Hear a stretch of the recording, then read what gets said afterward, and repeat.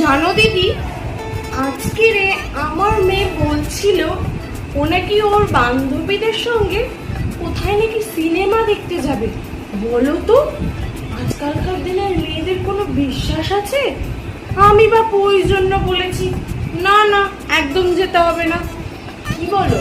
ঠিক করিনি। এখনকার দিনে ছেলে মেয়েদেরকে বেঁধে বেঁধে রাখবে না, যত বেঁধে বেঁধে রাখবে ওরা তত উড়ে পালিয়ে যাবে। সবসময় ওদেরকে পাখির মতো উঠতে দেবে, যত দেখবে পাখির মতো উঠতে দেবে ওরা ততই ভালো থাকবে।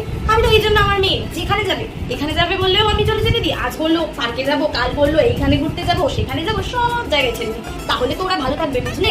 বেশি বেঁধে বেঁধে রাখতে নেই, একদম রাখবে না, ঠিক আছে? হ্যাঁ হ্যাঁ, ঠিকই বলেছো।